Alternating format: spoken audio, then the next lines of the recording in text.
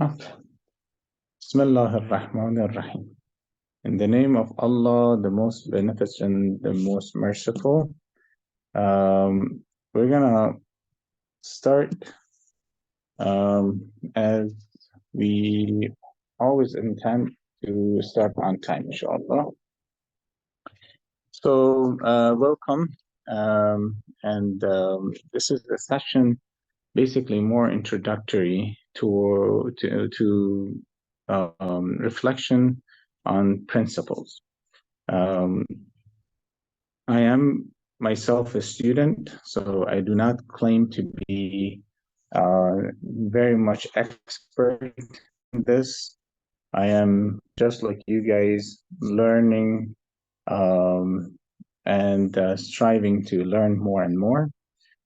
So basically, I have already discussed, I should say, the topic in Farsi. And so we're gonna also have it in English. And there we go. There are more people joining. So I'm sorry for people who, I don't know why I have to admit you guys. I guess it's a Zoom thing. So I apologize if I delay in admitting. Inshallah, next time, God willing, I will ask for people who know about Zoom if I can do something so you guys could enter without me having to admit anybody. So basically, this is the book that we're going to be reflecting on. And beginning of this topic is very general. So anybody could be listening to this. Doesn't matter if they have religion, they don't have religion. And um, it's what it does, it nurtures the thoughts and the way we think. We're not trying to brainwash anybody. Number one, we want the brain to work. What happens in the media and social media is brainwash. What happens around us is brainwash. But through thinking, because God gave us tools to think and ponder and reflect. For example, our brain is our main tool. And then He created everything around us to reflect and find evidence to our thinking. But we're not going to talk about God first. We're not going to talk about religion first. We're just going to talk about where did it all begin and what's the point. So anything in this world that happens, there is a thinking process behind it. We all know that, right? But if we reflect on that, we have to see what's the source, what's the intention, where did it come from? So, for example, I will give you basically. Let's go with the book too. Okay, so we don't miss out on some important points. First of all, the word "deen" in Arabic, which means religion in lame terms, in Arabic, it has actually a meaning. And one of the beauty of Arabic is usually is very precise. For speaking Arabic speaking audience, basically they know already, but maybe they don't know the details, you know. So for example, in Arabic, we have several names for lion. And with one word, you describe what lion are you talking? Are you talking about sleeping lion? Are you talking about an angry lion? Are you talking about a running lion? Even sometimes age of the lion you can tell by the name, you know.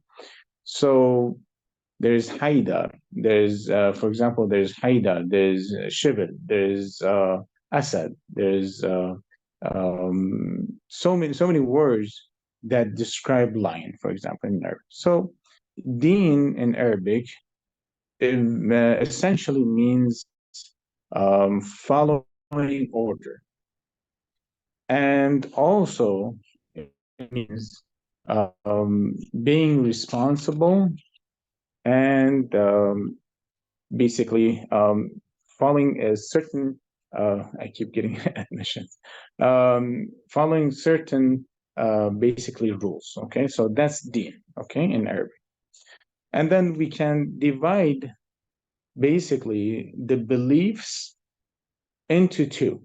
It's either on the right path or it's astray. Okay, so it has to be either way. It can't be both, and it cannot be any other way. So it's either a right path or it's not. Okay.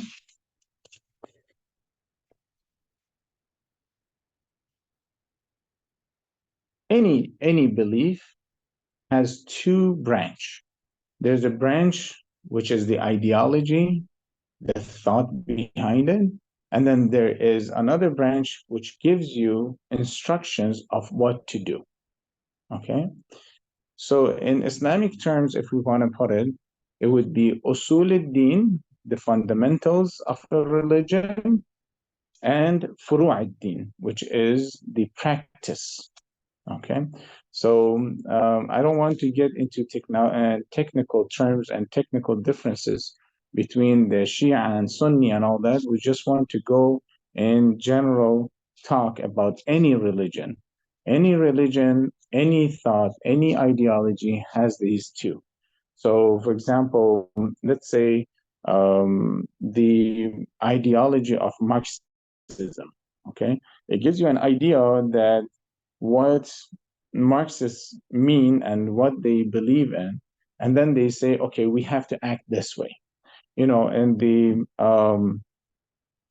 basically, let's say the Islamic, for example, ideology. There is some Islamic idea that why we believe in God, why do we have this kind of belief, and then now that we accept the belief, how do we go about it? We have to pray and we have to read Quran and this and this, you know. So the usul is the main idea behind the practice that we do. Okay. Um, well, the Abrahamic religions or any religion that came from God, okay, the ones that are monotheists, they all have three things in common. They believe in the oneness of God, all of them. Christianity, Judaism, Islam, all of them believe in one God. Okay. They believe in hereafter, and they believe in prophethood. These three is common in all God-sent religions. Let's call it that way. Okay. Some may argue, oh no, Christians believe in Father and Son and Holy Spirit. No, they still believe that one is three, three is one. So still, they believe in oneness of God. Yeah, they might divide it up, in their own terms, but still is considered as Abrahamic religion and monotheist.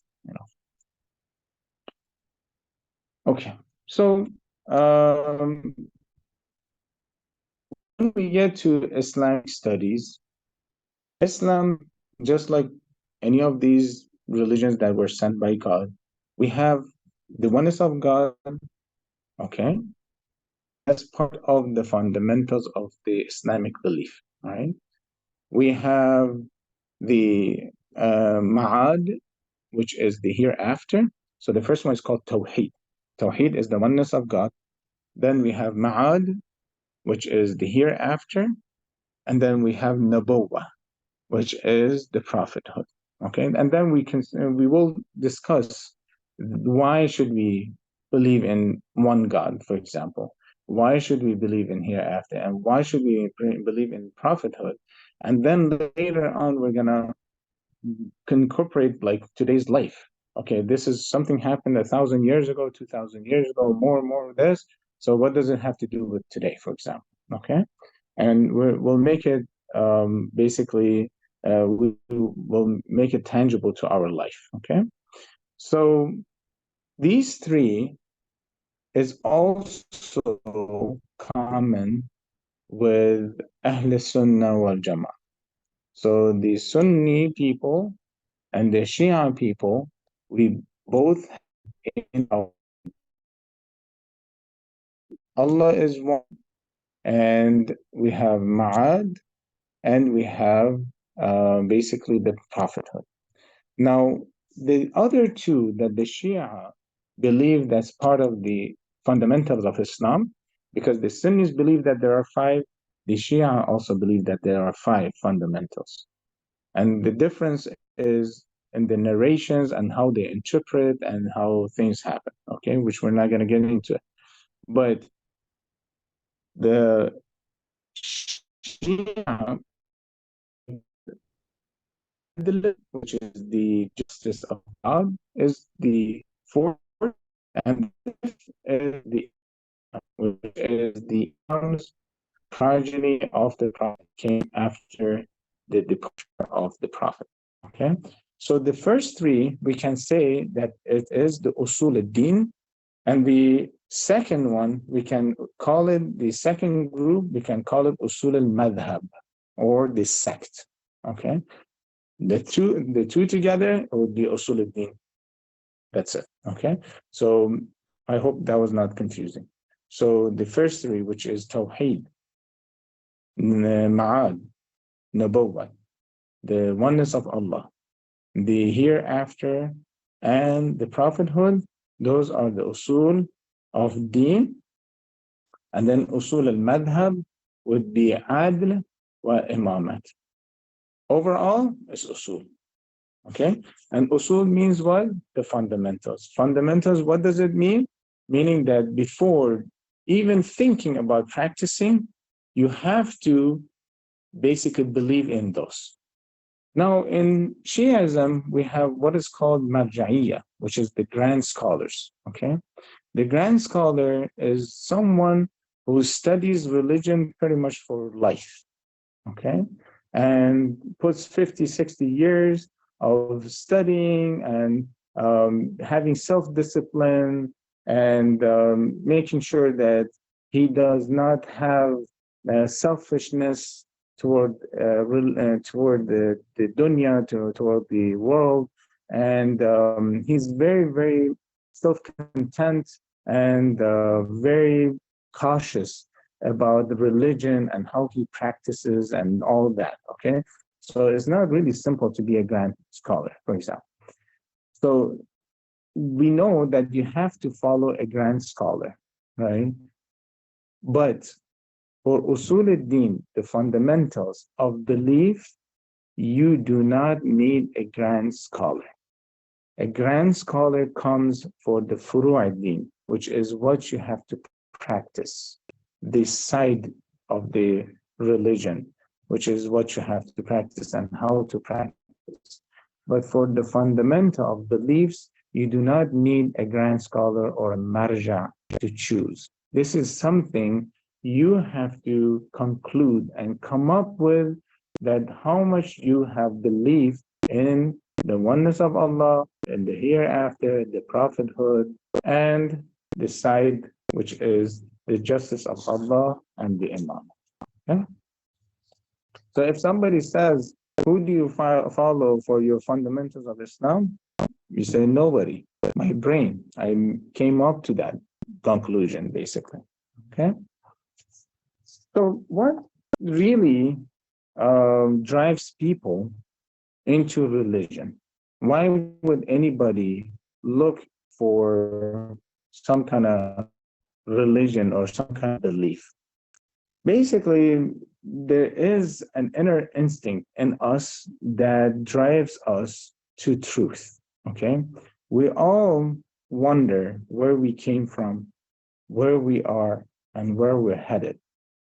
Okay, so this inner program that we all have, that Allah installed it in us, that we look for the truth, is in all of us.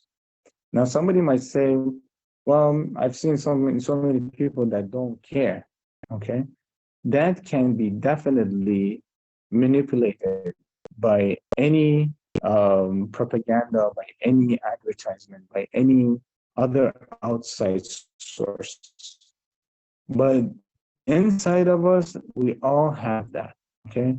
And every once in a while, something happens and I'd wake up, and say, okay, just happened. How did I, for example, survive this accident? Or for example, Stephen Cat, who was basically a very popular singer back in the 70s, he almost drowned. He was a guy that girls would scream for him. He had the best life in this world, very famous and super rich. He can do whatever he wants. So I believe he went to his um, sponsor or somebody in California, and he went to the beach and he got into the water, but then all of a sudden the water pulled him in and he was almost drowning. And right then he said, I don't know who you are, whoever you are. He didn't believe in some kind of God or something, but he knew that there was a supreme creator, there was a supreme being that can save him. If you say, will look for you, to Stephen Cat. So Cat Stephen. So Stephen Cat, and he basically ended up to be on the shore, and he wakes up and finds himself saved. So he slowly went through different phases trying to find the religion, and then his brother actually gave him a book, and then he went to Palestine. And then when he was in Palestine, they came to him and asked him, what's your name? And he loved the chapter Joseph in the Holy Quran. So he said, I am Joseph. So he called himself Yusuf. He said, I am Yusuf. And they're like, oh, welcome, brother. And now he's named Yusuf Islam. And he sings for the kids, and he has Islamic musics and stuff for the kids, So yeah, it's installed in us, and there may be a time something happens, and just like right now, what's going on around, what's happening in Gaza, and a lot of people are waking up and they're like seeing the crime and genocide, and they're drive toward the truth. Some people see some truth in terms of political system and the world and stuff. Some people say, oh, wow, who are these Muslims who are being bombarded every day, and all these kids and women and children are getting killed? But when they come out of the rubble, they say, thank God, oh, praise God, and this and that. Who is this? Who are these people? What kind of people are these? What kind of religion do they have? And they do a research, right? Some people do it to gain something, and some people do it to avoid getting hurt, which means that, yeah, through searching for truth and religion and all that, they want to gain not just selfish stuff, no, maybe like some kind of spiritual uplift, and they look for their own. And then you have some people who are trying to avoid getting in trouble, maybe getting into not only worldly trouble, but hereafter trouble. So basically, there are these feelings in us that sometimes wakes up and looks for religion.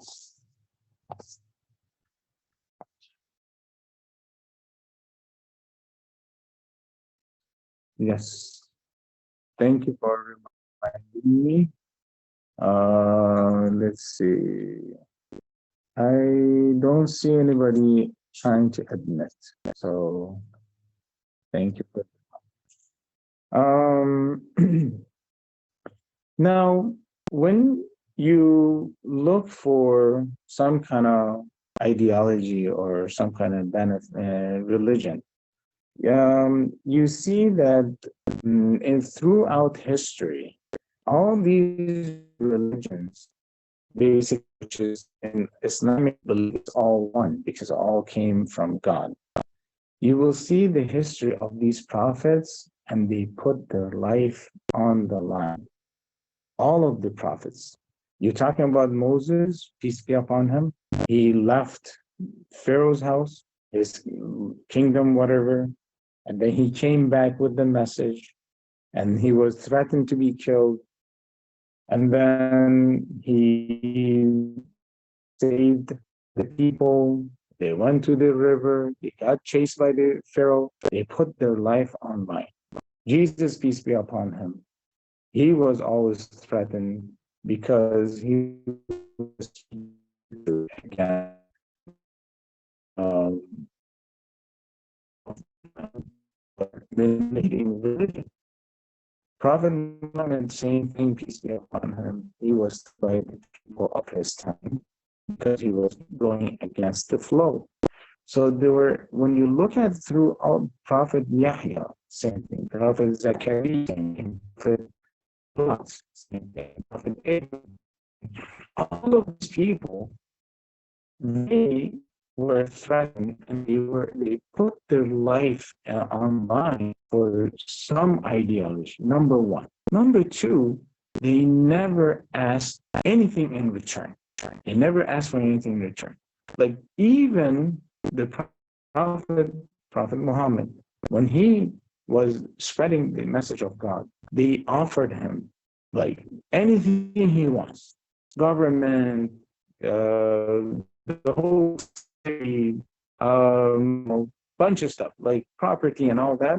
He said, if you put the sun on my right hand and you put it on the moon on my left hand, I will continue the message of God. So this is very interesting to look at history and why they put so much effort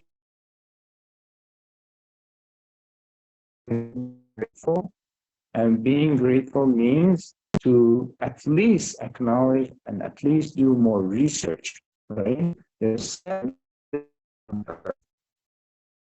Are we acting just like the 7 billion people, or are we hopefully behaving, which means 7 billion people eat, I mean, like we should be better than that. Because really, actually,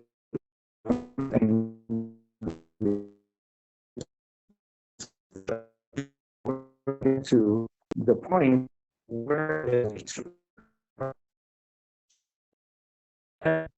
all these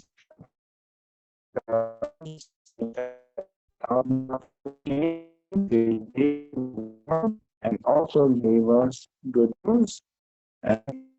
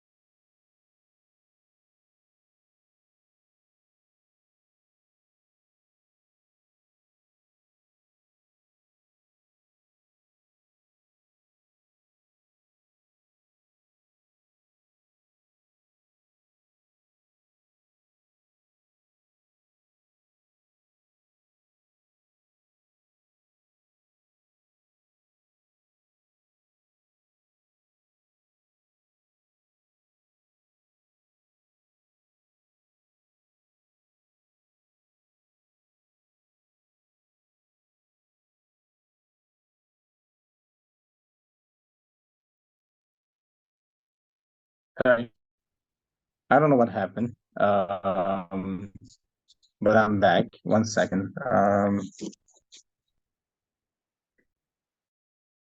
Something happened. I'm back. It's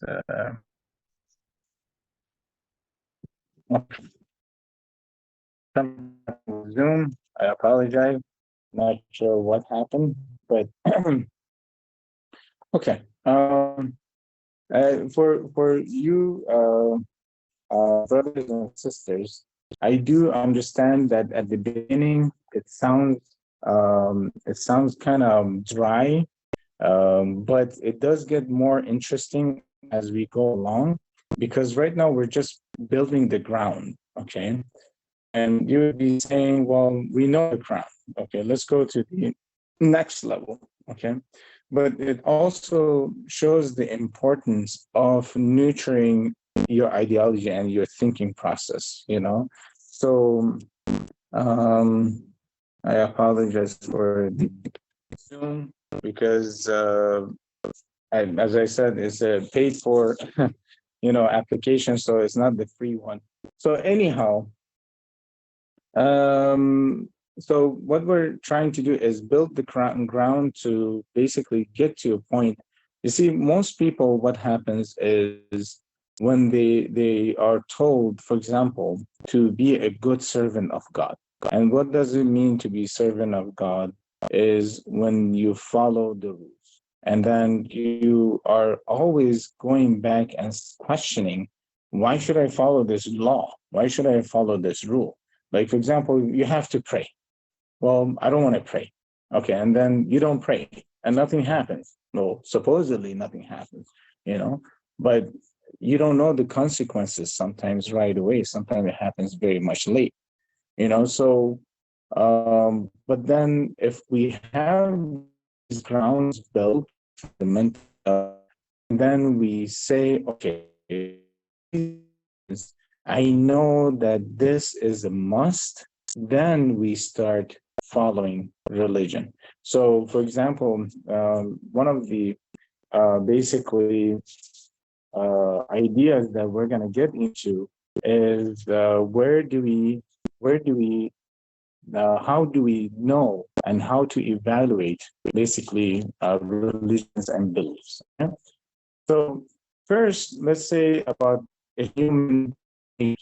Let's say that the human nature is always looking for the truth, okay? And something will happen to trigger that, okay? We're not even talking about God, religion, whatever, but it's installed in us, okay? And all human beings always look for perfection. They evolve into a better being. They want to always make themselves better. They like to be a complete being. Okay. So if, for example, Hashem,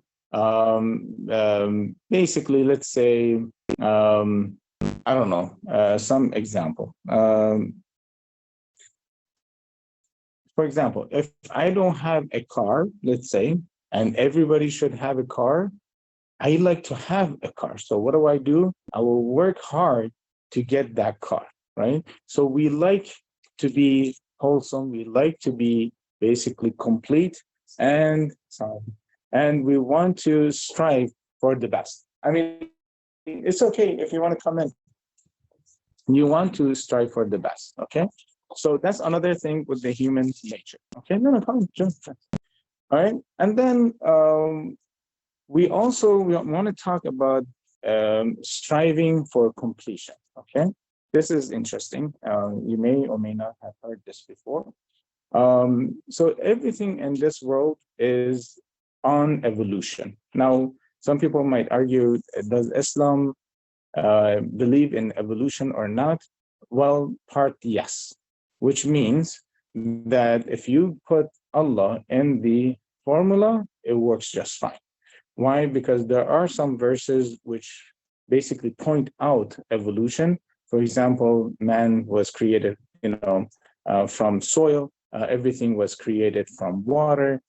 We have Big Bang theory in Quran, which says we have opened the world just like opening a book, and we can close it. Kind of, refers to, Big Bang theory. we have so many ideas that, yeah, mankind could have been created gradually and like evolution could have been, okay?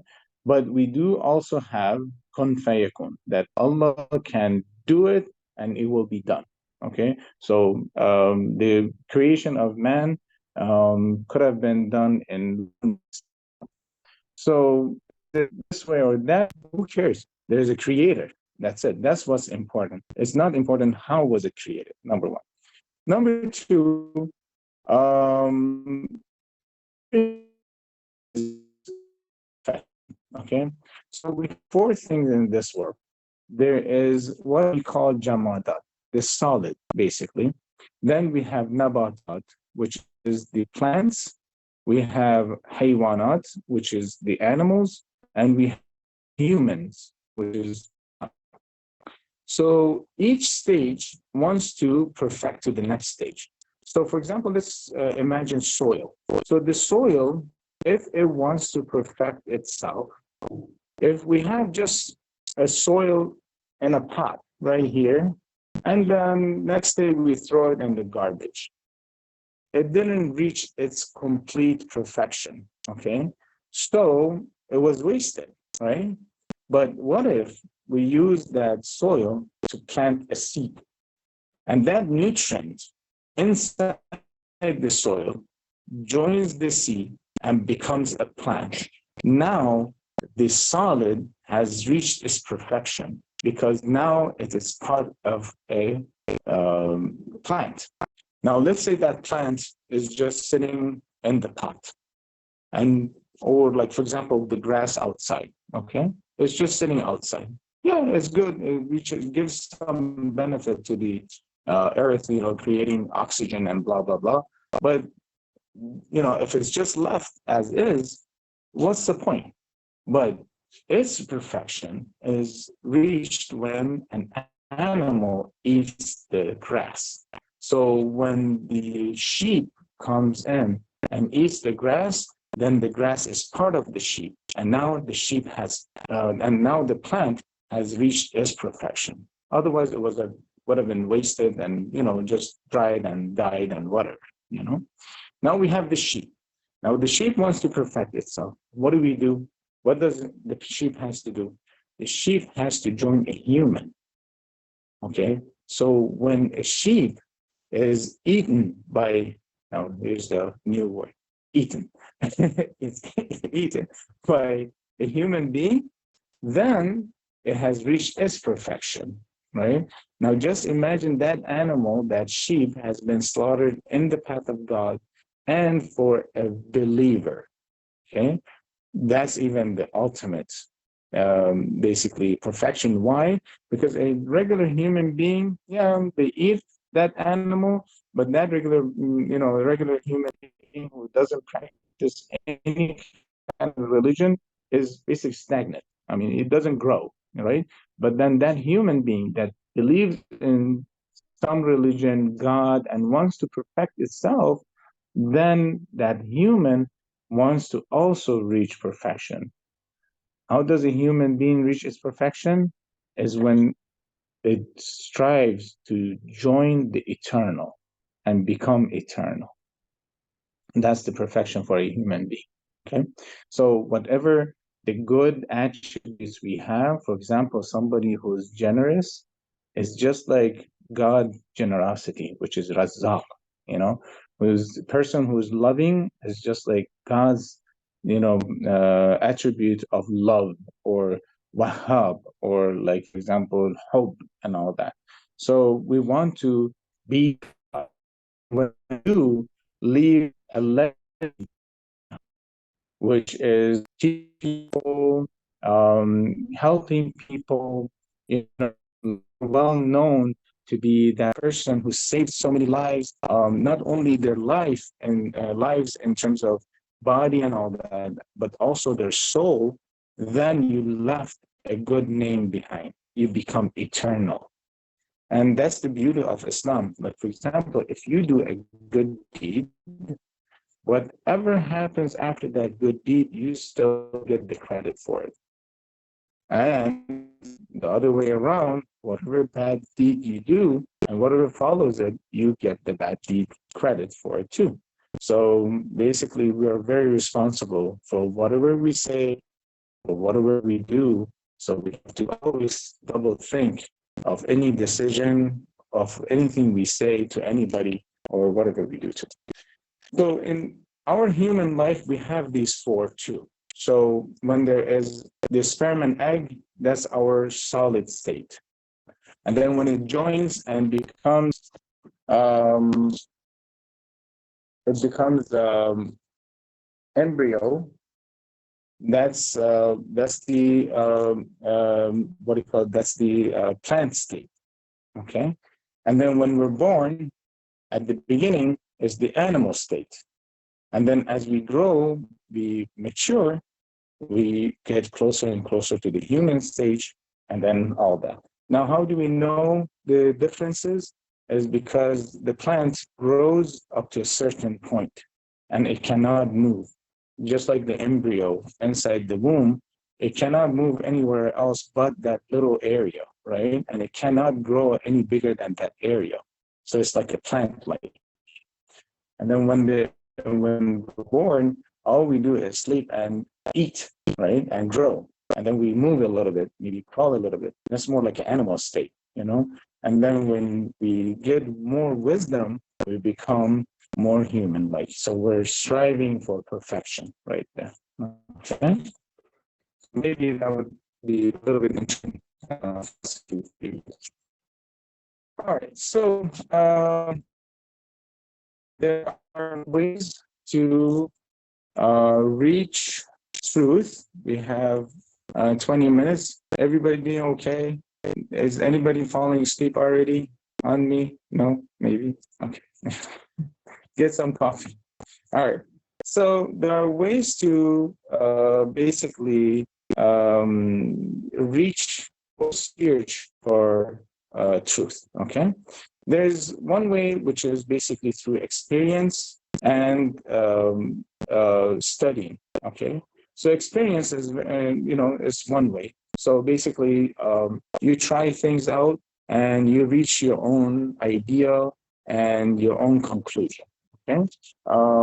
Sometimes, for example, you do some kind of science, experiment, and you reach to some conclusion, that there is something out there, for example, or you sit down and you think about something, and your thoughts get you to a conclusion. Okay. So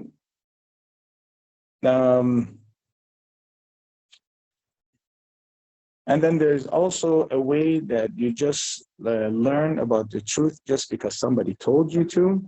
And then there is another one, which basically is very seldom, is basically you get inspiration and you find the truth, okay?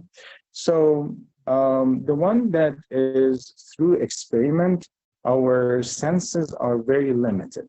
Okay, so like for example, microwave, we never knew about microwave until we created a machine that gave off microwave and there's a receptor that can sense it, right? So our sensation is very limited, okay? So if we want to, for example, test for if there is something called, for example, spirit or not, I mean, our senses cannot measure that, right? So experiment is not a great idea.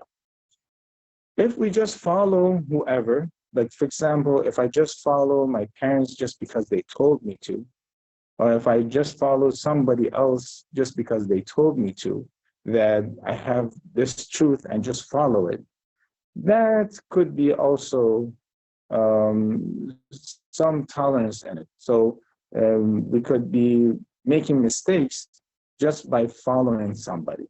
Okay. And then there is the inspiration. Now, some people get inspired. Is it true or false inspiration?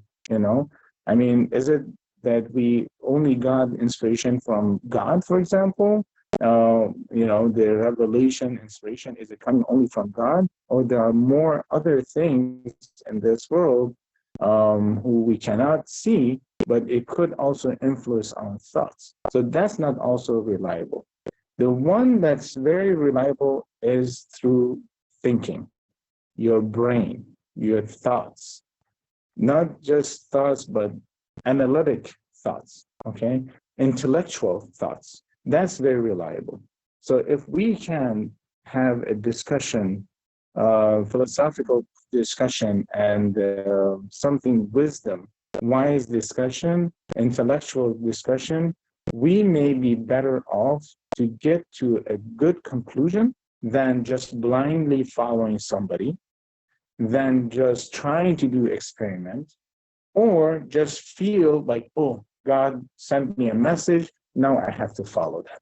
Okay, so the brain comes one of our best tools to basically come to a conclusion that our fundamentals of belief has to be ABC. Okay, we're talking about the fundamentals of the belief right now. Okay, so now that we got to this conclusion that we have to use our brain to conclude, we're going to start new discussion, which is introducing God. If we understand God's system first, then we can understand hereafter, then we can understand the need for a prophet, okay? So who is God? What's his nature? And how is this world system? That will also lead us to the next step. So first of all, even these fundamentals of belief has to come in order. So first we have to believe in oneness of God, then in the hereafter, and then we have to believe in prophethood. And then we'll explain how the connections happen and why it has to be just follow these steps, basically. So thank you so much for listening so far. This was pretty much introductory. Could be a little bit boring, but I think we can summarize this book pretty well. So far we went through 5 chapters already. So we're summarizing everything, and inshallah, we can basically have more discussions rather than one-way talk. So it is what time? The technical difficulties we had is 10 minutes to 9. So if anybody has any question within 10 minutes, I'll be more than happy to answer, and then we'll go for the Maghrib prayer, inshallah. And I will cut off the record.